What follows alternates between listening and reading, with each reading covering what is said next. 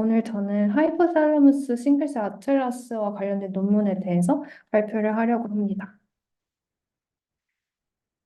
먼저 이 논문을 선정하게 된 배경을 말씀드리려고 하는데요. BICCN 같은 경우에는 뇌를 세포 수준으로 이제 연구를 하면서 뇌의 작용이라든지 혹은 뇌와 관련된 질병의 작용을 규명하는 그런 연구자 그룹이라고 합니다.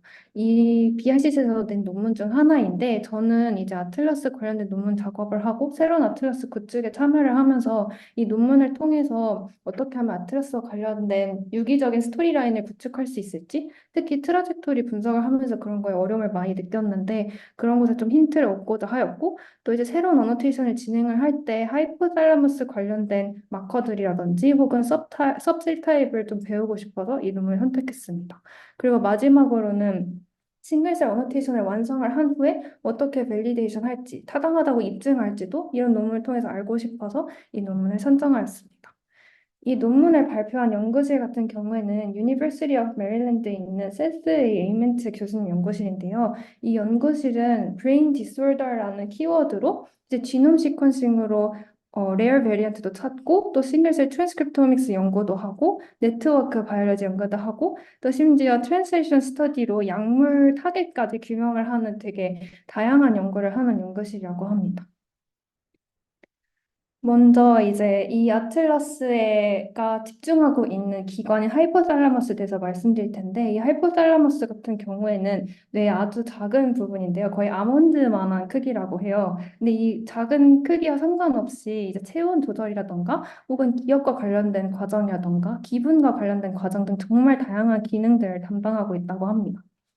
근데 한 가지 또 주목할 점은 여기에서 보시는 것처럼 그 기능들과 연관해서 1대1 대응은 아니지만 해부학적으로 구분이 되는 뉴클라이라는 구역을 나뉜다고 하는데요. 저는 이걸 보고 이 부분이 싱글셀 연구에 정말 적합하다라고 바로 느끼게 되었는데 이렇게 리전도 스페시픽하고 심지어 기능과도 연관이 되면 셀 단위로 연구를 했을 때 매우 의미 있는 연구를 찾을 수 있지 않을까라는 생각을 했는데 이게 이 논문이 정말 잘 서술을 해서 그런지 혹은 딱 이 하이포살라무스 적절한 기관인지 그런 생각이 들면서 이 논문을 읽기 시작했습니다. 이 논문에서는 그래서 이러한 각각적인 뉴클라이로 프로제니털 셀부터 분할을 하는 그 과정이 결국에는 저희가 이 하이포살라무스를 이해하기 위해서 매우 중요한 템포럴한 과정이고 그리고 이 과정에서 환경적인 또는 지네틱 펄튜베이션 같은 것들이 일어나게 되면 질병을 유발할 수 있기 때문에 이런 분화 과정에 대해서 잘 연구를 해야 질병에 대해서도 연구가 잘 될 수 있다 이렇게 이야기를 하고 있고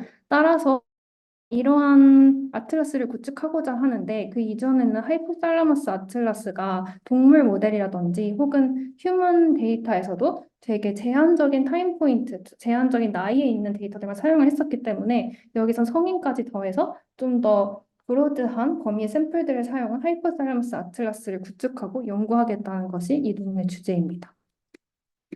그래서 아틀라스 구축이 이제 첫 번째 결과 내용인데요. 일단 먼저 샘플들을 살펴보면 기존에 이미 발표되었던 프리나탈 샘플 약 11만 개 정도의 셀을 활용을 하였고 거기에 새로 시퀀싱한 4만 개 셀들을 인테그레이션에 더해서 활용을 했습니다. 거기에 이제 알렌 브레인 인스티튜트에서 얻은 3명의 성인 남성 도너에서 얻은 8만 개 정도의 셀도 같이 함께 연구에 포함시켰다고 합니다.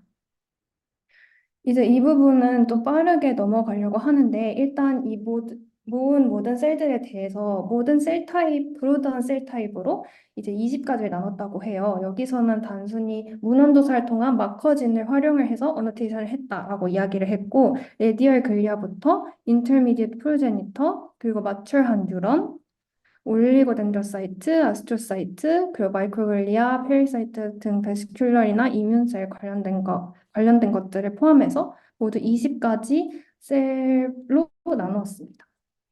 이러한 셀 타입을 이제 각각의 샘플에서 여기서는 지금 어덜트를 제외한 그 프리나탈 샘플들만 보고 있는데요.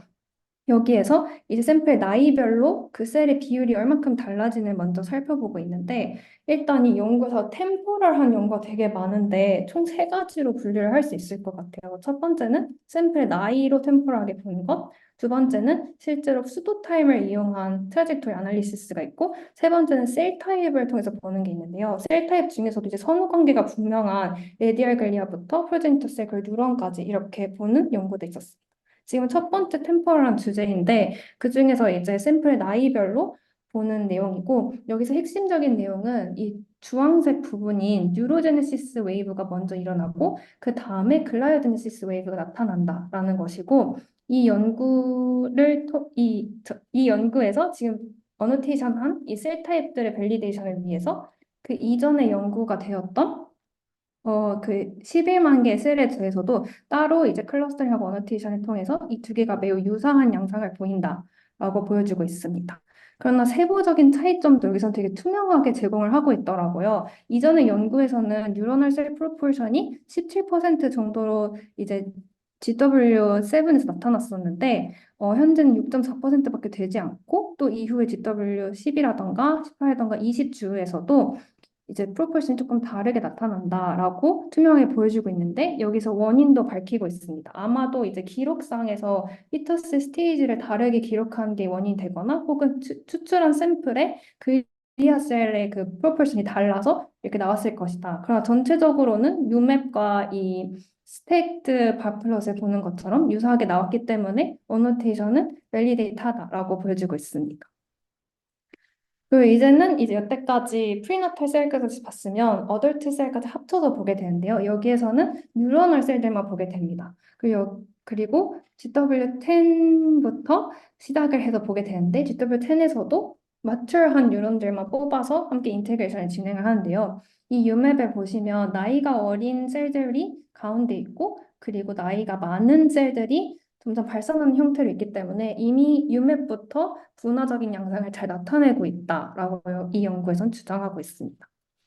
그리고 이제 이 뉴러널 셀들의 인테그레이션 된 결과를 어노테이션하는 과정을 보여주는데 여기서 어노테이션 핵심은 두 가지 클래시피케이션을 사용하는 것인데요. 이 두 가지 클래시피케이션이 서로 하이라리컬한 건 아니고 평행하게 지금 사용이 되고 있습니다. 첫 번째 클래시피케이션은 트랜스포터 타입으로 나뉘고 있고 글루타미널직, 가발자닉, 히스타미널직 그리고 언노운이나 믹스드 이렇게 네 가지로 있고요. 그 두 번째 클래스 같은 경우에는 아까 제가 말씀드렸던 것처럼 해부학적으로 의미 있는 뉴클라이 부분들을 똑같이 이제 문헌 조사를 통해서 마커로 어노테이션을 하고 있습니다. 그러면 이 어노테이션을 이렇게 하나는 클래스 그 뉴클레로 진행을 했는데 어떠한 레졸루션으로 클러스터링을 할지 여기서는 무려 15가지의 레졸루션을 한 번에 리뷰를 해봤다고 했는데요. 일단 여긴 대표적인 네 가지가 이렇게 나와 있고 좀 더 세부적으로 들어가게 되면 총 여기 있는 이 실루엣 스코어처럼 이렇게 15가지를 모두 진행을 해봤다고 합니다. 이렇게 많은 것을 진행을 해봤을 때 적어도 53개 클러스터가 있을 때부터는 그렇게 셀들 간의 어노테이션의 차이가 크지는 않았고 그리고 실루엣 스코어를 봤을 때는 이 108개의 클러스터를 나눴을 때가 가장 스테이블하기 때문에 이 경우를 지금 클러스터 어노테이션 기준으로 삼고 있다라고 이야기를 하고 있는데요. 여기서 제가 사실은 조금 헷갈렸던 부분이 저는 실루엣 스코어를 하나의 셀이 자신이 포함된 클러스터에 있는 다른 셀들과의 거리, 실제로 유맵상의 거리, 그거의 평균을 가장 가까운 자신이 포함이 되지 않은 클러스터에 있는 셀들과의 거리의 평균에서 빼는 거라 생각을 했는데 그러면 크면 클수록 자신이 포함된 클러스터에 잘 포함이 되어 있고 그리고 다른 클러스터랑 구분이 잘 된다 해서 1에 가까워야지 좋다고 생각을 했는데요. 근데 여기 실루스코 같은 경우에 0.51 정도로 이제 평균이 되어 있는데 이 108 클러스터가 가장 스테이블하다고 주장을 하고 있거든요. 또 생각했던 거는 혹시 그러면 분산이라던가 분포를 고려해서 그렇게 주장을 하고 있나? 라고 봤는데 제가 보기에는 평균 실내 스코어나 이제 분포도 53이 좀 더 적당하지 않나? 라고 판단이 되는데 왜 108을 활용을 했는지 저는 이해를 하지 못해서 혹시 읽어보신 분이나 다른 실내 스코어의 그 평가 기준을 알고 계신 분이 있으면 조언을 구하고 싶었습니다. 일단은 그렇게 넘어가도록 하고 여기서 결국에는 클래스와 그 결국엔 트랜스포터 타입 그리고 이제 뉴클라이 타입 두 가지를 평행하게 활용을 하고 있는데 이 뉴클라이 타입에 대해서 올바르게 어노테이션을 했다라고 첫 번째 밸리데이션을 들어가게 되는데요. 미리 말씀드리면 이 논문에 제가 처음 보는 패키지나 기술들이 엄청 많이 나와서 저도 한 번에 공부를 하려다 보니까 조금 깊게 각각 못 들어가는 부분도 있는 것 같아서 혹시 아시는 패키지인데 잘못 말하거나 하면 추후에 약간 조정을 부탁드리고 싶습니다. 일단 여기서 나온 SC 코코 같은 경우에는 알렘브레인 아틀라스에서 제공한 ISH 데이터, 그러니까 실험적으로 이 진들의 위치를 본 데이터를 기반으로 만든 패키지인데요. 그 데이터를 가지고 와서 그 데이터를 기반으로 이러한 마커진이 있을 때는 이러한 리전을 대표한다라고 프리딕션을 할 수 있는 그런 패키지라고 합니다. 따라서 여기 보시면 이 연구자들이 실제로 휴먼 어노테이션 한 것이 있고 그 SC 코코를 활용을 해서 이 마커진을 보면은 이 리전일 것이다 라고 하이퍼달라머스의 뉴클라이를 프레딕션 한 걸 1순위부터 3순위까지 제공을 해주는데 이 3순위 안에서 휴먼 어노테이션이 있는 경우가 66%라고 합니다. 즉 휴먼 어노테이션이 올바르게 어노테이션이 되었다라고 이 SC 코코를 통해서 주장을 하고 있습니다. 그리고 나서 어노테이션 외에도 이제 클리니컬한 그런 질문들을 던져지고 있는데 짧은 예시를 그래서 이 문단은 끝나게 되는데요. 이런 진 엑스프레션 시그니처가 각각 뉴런얼 클러스터의 특징들과 펑션들을 임플라이 하고 있다. 그러니까 의문이 드는 경우에는 잘 엑스프레션을 살펴보고 한번 실험을 해봐라 하면서 이제 질문을 제공하는 것인데 예를 들면은 이제 식욕이라든지 아니면 포만감과 관련된 유전자 LEPR, MC4R, GHSR, GLP1R 이런 유전자들이 각각의 뉴클라이마다 특이적으로 분포하거나 발현되는 양상을 보였고 따라서 추후에 이거와 관련된 연구를 하면 의미가 있을 것 같다라는 식으로 그냥 끝나게 됩니다. 이제 좀 더 구체적으로 트라젝토리 연구에 들어가게 되는데, 일단은 여기서는 모노클을 활용을 하였고요. 그리고 아까 이전 리설트와 연속적으로 어덜트 뉴런얼 셀들을 사용을 하지만 프리나탈 셀 같은 경우에는 GW10부터 데스티네이션 위크 10부터 마추얼한 뉴런들을 활용을 해서 이 트래젝토리 아날리시스를 진행하고 있습니다. 그래서 수도 타임 아날리시스를 이렇게 결과 나왔는데요. 여기에서 루트 같은 경우에는 가장 어린 샘플의 셀 중 하나를 선택을 하였고 여기서부터 이제 가장 나이가 어린 수도 타임이 가장 적은 셀 그리고 가장 나이가 많은 셀 이렇게 진행이 되게 됩니다.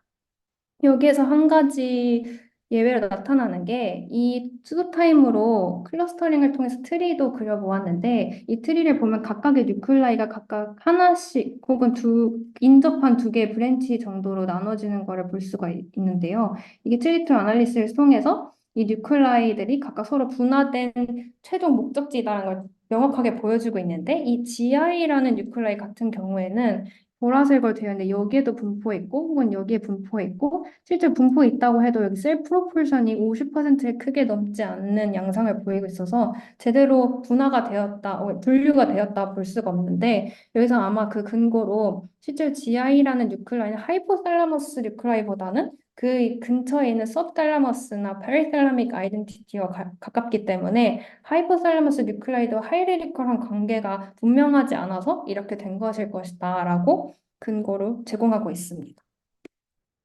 그래서 여태까지 저희가 계속 뉴클라이와 클라스로 이제 패럴렐하게 지금 어노테이션을 진행을 하고 있는데 이 패럴렐한 어노테이션이 의미가 있는가, 명확한가라는 거에 대해서 여기서 코갭스라는 툴을 활용을 하게 되는데요. 이 코갭스 같은 경우에는 같이 발현하는 진들을 통해서 패턴이라는 것을 만들고 그리고 그 패턴에 각각 진들이 기여하는 정도의 스코어로 제공한 다음에 그 패턴이 있는 셀들도 나중에 결국에 어노테이션을 할 수 있습니다. 뒤에 좀 더 세부적인 그림을 보면서 설명하면 이해가 더 쉬울 것 같은데 따라서 그 패턴이 있는 셀들을 묶을 수 있기 때문에 이 패턴으로 셀들이 잘 묶이고 사실은 그 셀들대로 저희가 어노테이션을 했었더라면 이게 엑스프레션 상으로도 매우 분명하게 묶이는 셀들이기 때문에 클러스터링이 잘 됐다라고 혹은 어노테이션 그룹핑이 잘 됐다라고 판단을 할 수 있는 것인데요. 어, 이 비교를 위해서 여러 개 그림을 가져오면 좀 크기가 작은데 일단은 여기에 있는 H108 뉴클라이라는 것이 각각의 그 해부학적인 뉴클라이가 어노테이션이 된 것이고 그리고 이 세 가지가 그 클래스에 해당하는 트랜스포터 종류로 어노테이션이 된 것입니다. 그리고 이 B에 있는 이 모든 것들이 그 코 갭스의 패턴들의 결과를 나타내는 건데 먼저 시작을 하자면 이제 여기 GAD2 같은 경우에는 가발전입 뉴런을 나타내고 있는데 이 가발전입 뉴런에서도 보시면 여러 가지 뉴클레이가 포함이 되어 있어요. 근데 이 패턴들을 보면 이 가발전입 뉴런의 여러 가지 뉴클레이 각각에 해당하는 패턴들이 잘 보인다. 결국 이 두 가지 어노테이션을 모두 활용을 해야지 제대로 어노테이션이 진행이 될 수 있다라고 보여주는 거고 그 다음 부분인 글루타미너직 뉴런 같은 경우에도 이 글루타미너직 뉴런에서 이렇게 여러 가지 뉴클라이가 보이는데 여기 파란색 XMN이라든지 MN이라든지 이러한 부분들이 패턴 7, 8, 11, 10, 14 이 모든 거에 해당한 따로따로 나타나기 때문에 이렇게 두 가지 클래시피케이션이 모두 필요하다라고 나오고 있습니다. 심지어 이 글루타미너직 뉴런 같은 경우에는 이 수도타임 애널리시스를 보면은 3D로 보여야지만 파악을 할 수 있는데요. 여기서부터 이 부분이 제가 파악하기로 글루타미너직 뉴런인데 여기에서 이쪽이 수도타임이 더 크잖아요. 여기 80으로. 따라서 이 부분 14에서는 early한 글루타미너직 뉴런, 그다음에 8 같은 경우에는 이 중간 부분에 해당하는 미들 글루타미너직 뉴런, 11이 이제 마지막인 레이트 글루타미너직 뉴런인 것을 보여주고 있다라고 심지어 이 코 갭스로 수도 타임도 정확하게 되었다라는 것을 한 번 더 증명을 해주고 있다고 합니다. 하나 질문이 있는데 네. 이런 식으로 패턴 엔리치먼트를 보는 게 그냥 클러스터를 좀 세분화해서 나누는 거랑 좀 다른가요? 그러니까 레소루션을 높여가지고 그룹화 물질을 여러 개 클러스터로 나누는 거랑 패턴을 보고서 그 구분을 나누는 거랑 차이가 많이 나는지 궁금해요. 혹시 레졸루션을 낮춘다는 게 클러스터를 제가 네. 이해하기로 이런 식으로 패턴을 봄으로써 그루타물직 내에서도 그 패턴에 따라서 셀들이 나뉜다라고 음, 해석을 했는데 그렇게 패턴을 보는 게 그냥 단순히 레소루션을 높여서 그루타물직을 여러 개의 सब그룹으로 나누는 거랑 많이 아, 다를지가 궁금했어요. 일단은 제 생각에는 비슷하게 나올 것 같은데, 근데 비슷하게 나온 게 좋은 게, 제 생각에 코갭스는 오히려 네트워크를 구성하는 툴이랑 더 비슷하다고 생각이 드거든요. 네, 네. WGCN처럼. 근데 음, 단순히 레졸루션을 나누는 거는 클러스터링이니까, 네. 그게 비슷하게 나오면 오히려 근거가 될 수 있는 이 클러스터링에 음, 적절하다.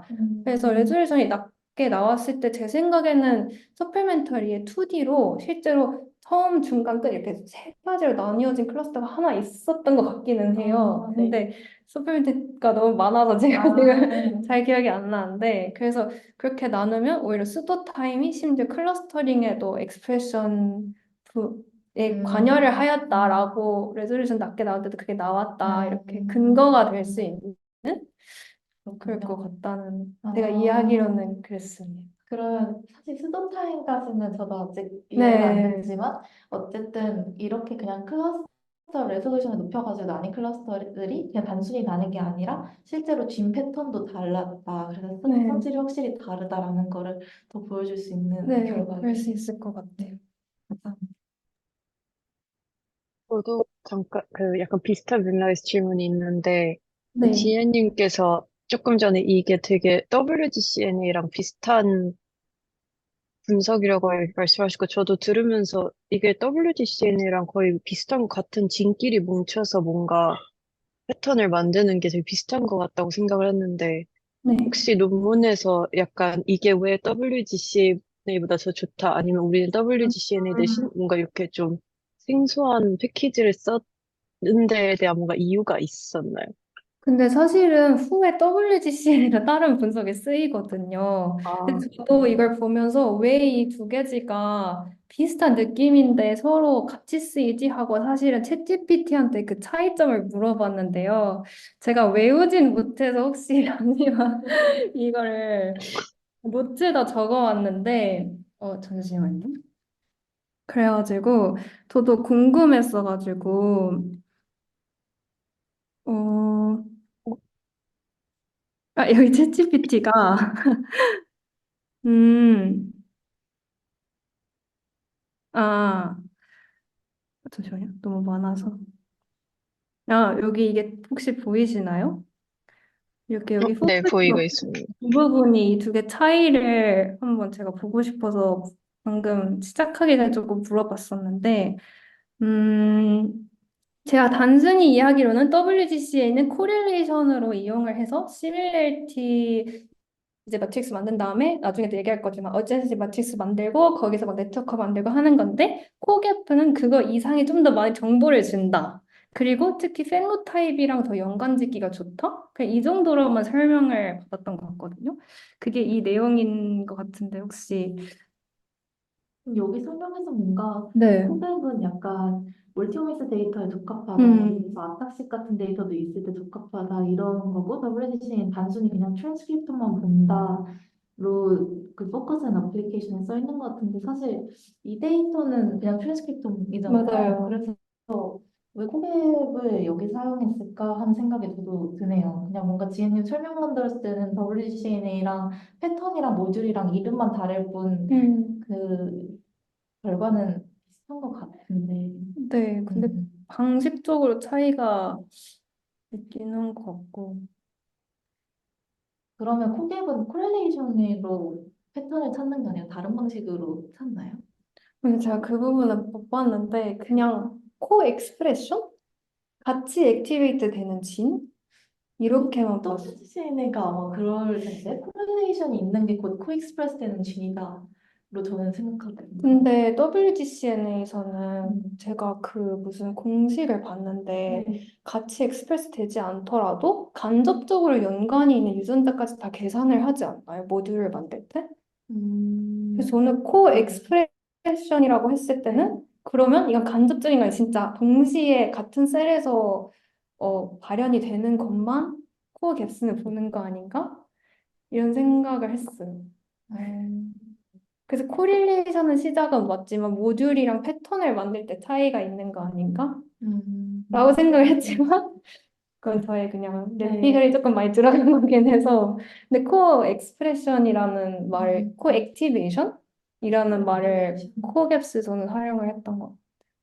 아, 그리고 이 글을, 아, 그 글을 보니까 얘네는 레귤러토리 메커니즘까지 파악을 한다 해서 약간 그 GRN 분석과도 비슷하다고 써 있는 것 같긴 한데, 음, 지혜님 그 내용 안에서는 딱히 트랜스크립션 팩터나 이런 내용은 없어서 네, 오히려 좀 난 더 한번 네, GRN 네, GRN 할 때 WGCN을 쓰거든요. 어, 여기서는. 네, 그래가지고 네. 저도 이제 저는 WGCN에도 이 논문을 읽으면서 제대로 읽어본 사람으로서 매우 혼란스럽긴 한 것 같습니다.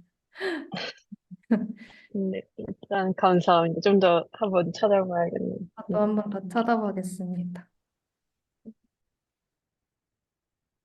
그래서 이어서 HDC도 이제 HDC라는 그런 트랜스포터 셀 타입이랑 그리고 뉴클라이에서 TM이라는 셀 타입 이렇게 세부적으로 나눠지는데 이게 또 패턴 2에서 명확하게 나타났다. 그래서 패턴에서도 이 두 가지 클래시피케이션이 타당하다고 주장을 하고 있다. 근거가 되고 있다라고 해서 주장을 하고 있고요.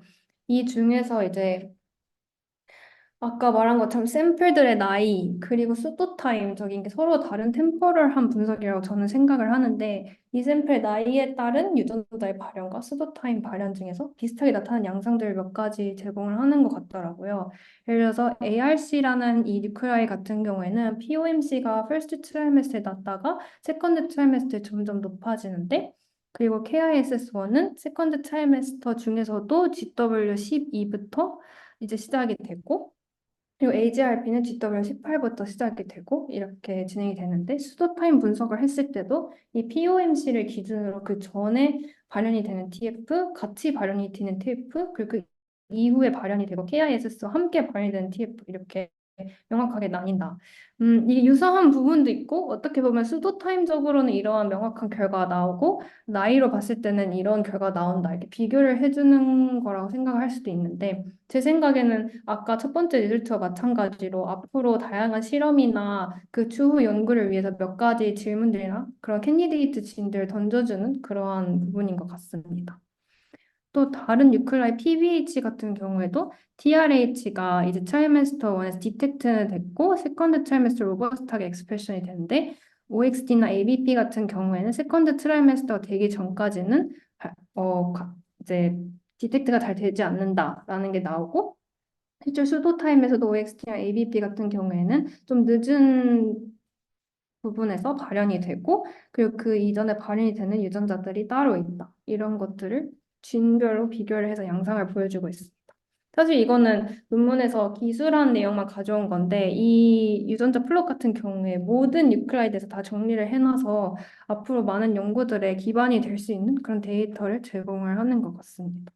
혹시 여기 음. 히트맵에 올라가 있는 유저들은 네. 어떤 리스트인가요? 이 유전자들은 그냥 TF들을 다 넣었다고 했는데, 네. 아, 그 이유는 이 이후에도 TF를 얘기를 하면서 TF가 펑션이랑 아무래도 큰 연관이 있지 않을까 해서 그냥 TF를 넣었다 이런 식으로 기술을 하더라고요.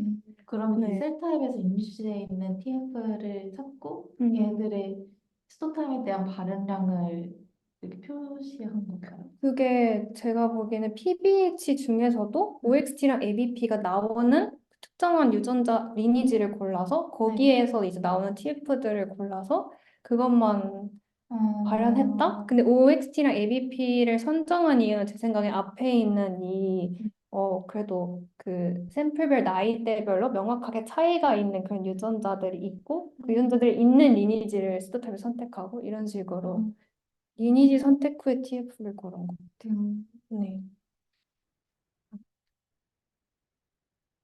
그러면 이제는 마우스 데이터와 이제 지금 보고 있는 휴먼 데이터를 비교하는 리절트 부분인데요.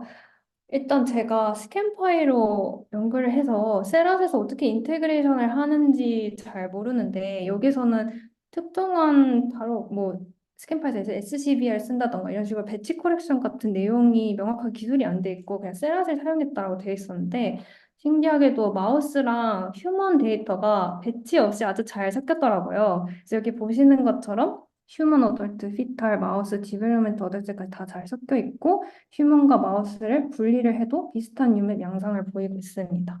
그리고 여기에서도 아까 클래스를 나눴던 것처럼 트랜스포터 타입으로 나누는 경우에도 명확하게 잘 나뉘고 있는 것도 보이고 있습니다. 그래서 이 마우스 셀 타입과 휴먼 셀 타입 간의 유사도를 또 측정하기 위해서 메타 네이버스라는 이런 패키지 툴을 사용을 하고 있는데 메타 네이버스 같은 경우에는 일단 그 마우스와 휴먼 데이터를 함께 보고 그 셀과 셀 사이에 코엑스프레션 된 정도, 코릴레이션 정도, 셀 시밀러리티를 본 다음에 그것을 통해서 이런 식으로 셀 네트워크를 만들고 잠시만요.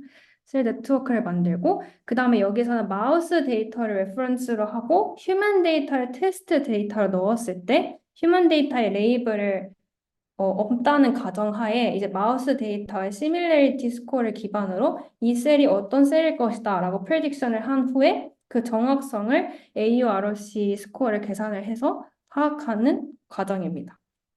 그래서 이 결과를 보면 일단은 108개의 클러스터 중에서 105개가 AUROC가 0.8보다 컸고 근데 그 중에서 이제 아까도 말했던 것처럼 언노운이나 믹스드 셀 타입이 있었잖아요. 그리고 그건 마우스도 있기 때문에 두 가지 셀 타입 모두 다 언노운이나 믹스드가 아니고 그리고 어사인 된 경우는 88개밖에 되지 않아서 이 88개 중에서 같은 뉴클라이로 어노테이트 된 게 58개 그리고 인접해 있는 뉴클라이로 어노테이트 된 게 14개이고 따라서 72개가 밸리데이션 되었다라고 계산을 해왔는데 사실 저는 이 논문에 오타가 몇 개 있는 것 같기는 한데 제가 잘못 파악한 건지 근데 여기서 69개까지 밸리데이션이 됐다고 했는데 제가 왜 그런지 이해를 못했지만 제가 계산하기로는 72개였던 것 같습니다.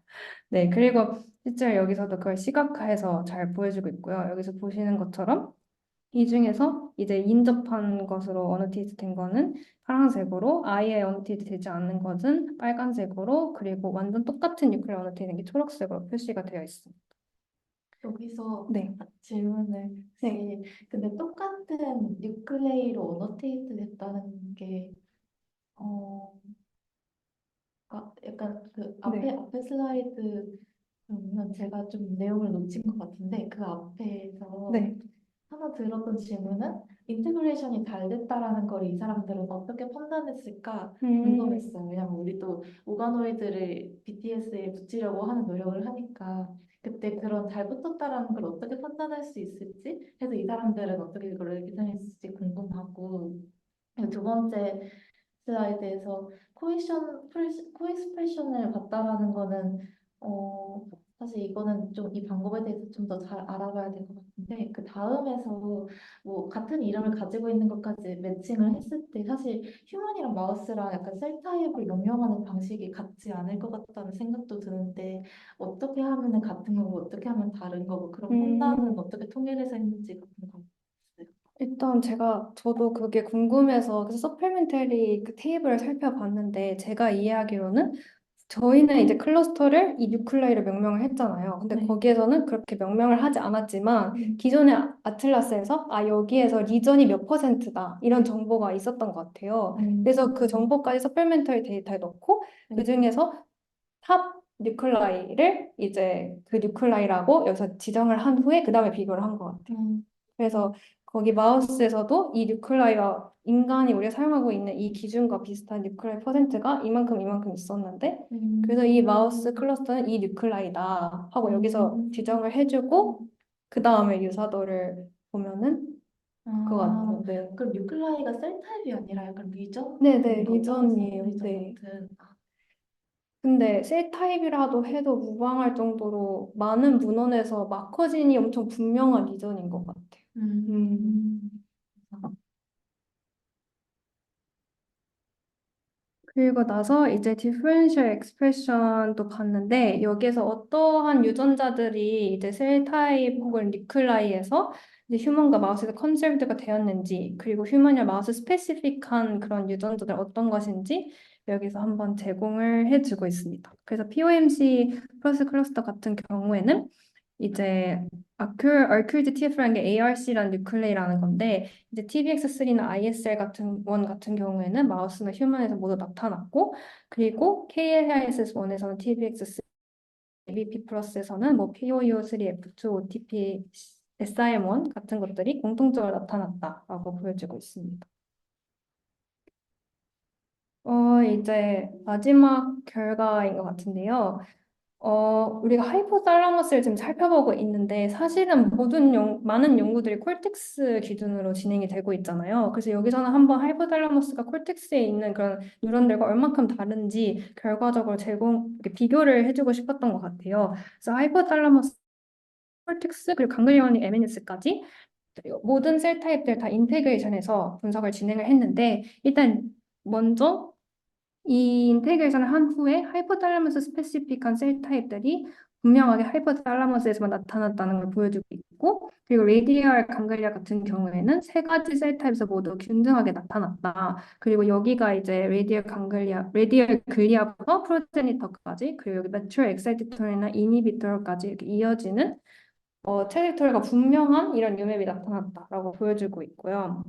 그리고 이제 하이포탈라머스 같은 경우에는 콜텍스랑 강글리온이 에미넌스 함께 나타나는 뉴런얼 타입들만 있지 그거와 구분이 되는 엄청 분명한 뉴런얼 타입은 없는 걸로 여기서는 이야기를 하고 있는데 오히려 이렇기 때문에 시밀러리티를 따로 제거를 하고 하이포탈라머스 특징적인 부분들을 볼 수 있을 것 같다라고 이야기를 하고 있습니다.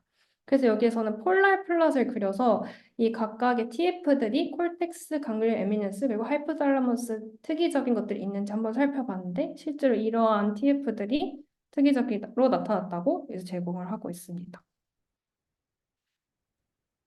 그리고 이제 히트맵을 통해서도 아까 폴랄 그 플롯 말고도 쉐어드 레귤레이터라든지 아니면 콜텍스, 강글 에미넨스, 하이포탈라머스 스페시픽한 그런 유전자들을 발견할 수 있었다고 하고, 그리고 어떠한 유전자들 같은 경우에는 콜텍스나 강글 에미넨스 뭐 이런 식으로 두 가지 위전에서 공통적으로 나타나긴 하는데 타임 포인트가 다른 유전자들도 몇 가지 있었다고 논문에서는 제시를 해주었습니다.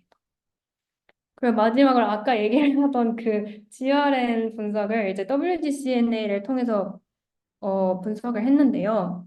일단은 WGCN에 대해서 간단하게 설명을 다시 드리자면, 어, 코엑스프레션 매트릭스를 만든 다음에 네트워크를 그리기 위해서 어저께시 매트릭스를 다시 그리고 그 매트릭스에서 이 시그마처럼 간접적으로 연관되어 있는 유전자들까지 다 스코어를 부여를 해서 이런 식으로 모듈을 하이라리컬 클러스터링을 통해서 만들게 됩니다.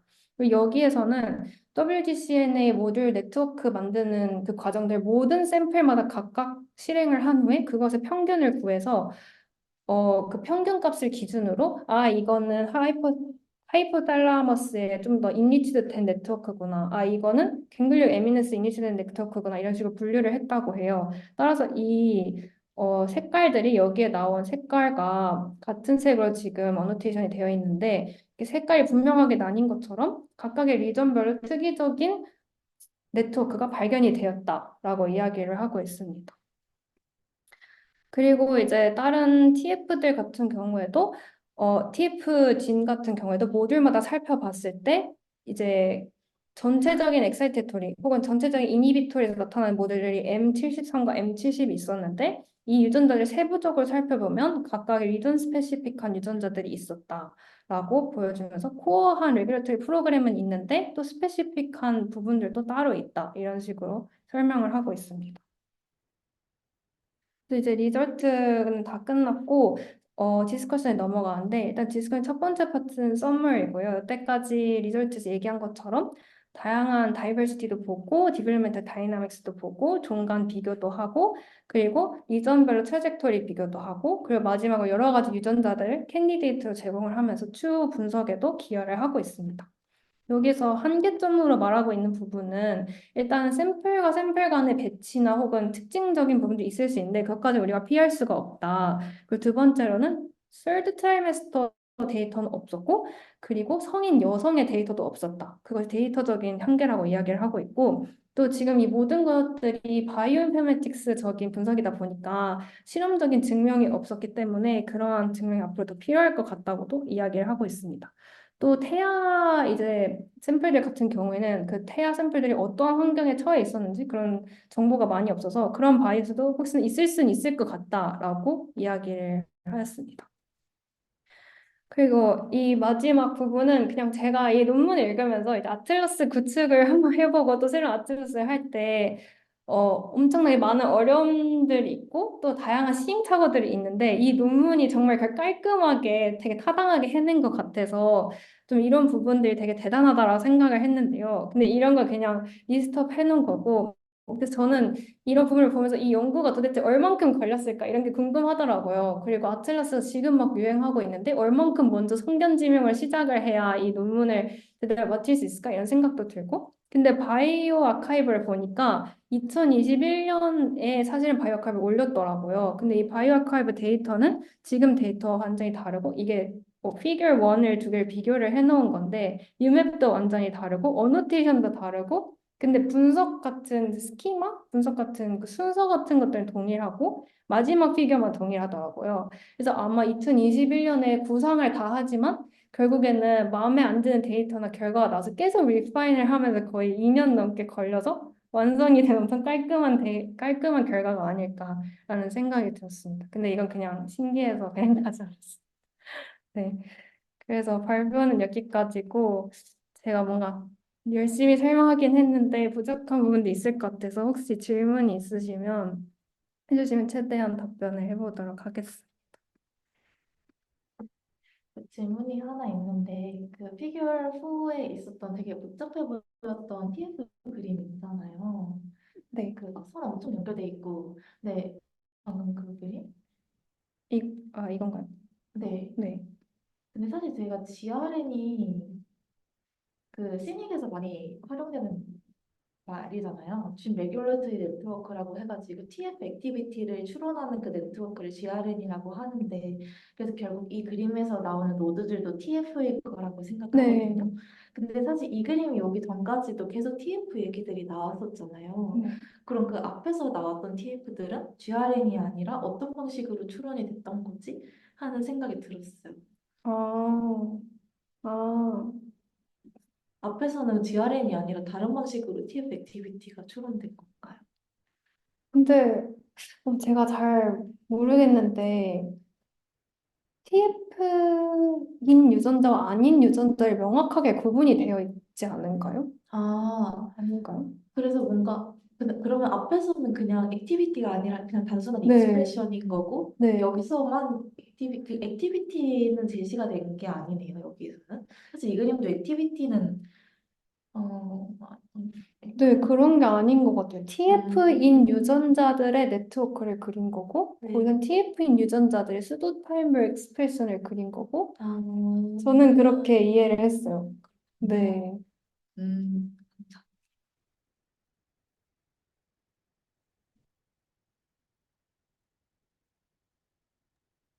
저도 질문이 하나 있는데, 그 108개 중에서 AUROC 그 0.8 넘어 그 페이지가 제가 좀 놓친 것 같은데, 네. 그러면 그, 네. 여기서 105개가 AUROC를 넘겼으면은 이 사람들 주장으로는 얘네, 이 105개는 그 셀타입 매칭이 잘 됐다라고 했는데, 그 중에서 88개가 뭔가 어사인이 잘 됐다라고 하면은 혹시 105 빼기 88의 클러스터는 음, 어떻게 된 건지 제가 이게 뭔가 맥락을 이해를 잘 못한 건지 모르겠는데 숫자 매칭이 어떻게 아, 되는 건지 좀 헷갈려가지고 근데 저도 이게 AURC로서 말이 되나? 라고 싶기는 한데요. 일단 그 숫자는, 이 어사인을 했는데 아예 어사인을 실패한 경우도 있거든요. 그 경우엔 그냥 NA라고 뜨게 되고, 그 경우가 이제 108개에서 3개에 해당을 하는 거고, 그 어사인이 아예 안 된 건 아닌데, 어사인이 됐는데, AURC는 0.8 높지만, 사실은 그 마우스 셀 타입이나 휴먼 셀 타입 중에 적어도 한 개가 언노운 믹스드인 경우가 아, 있어요. 그거를 다 빼보니까 88개더라고요.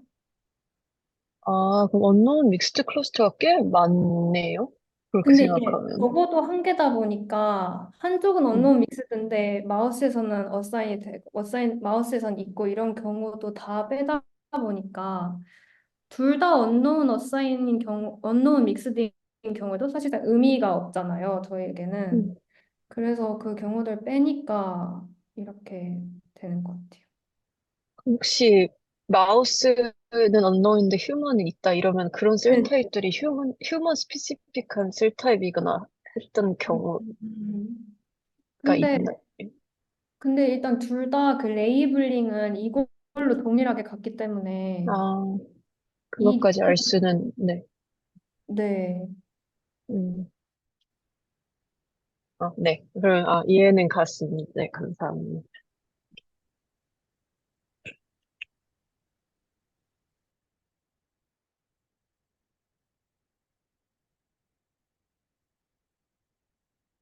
네, 혹시 더 질문 있으실까요?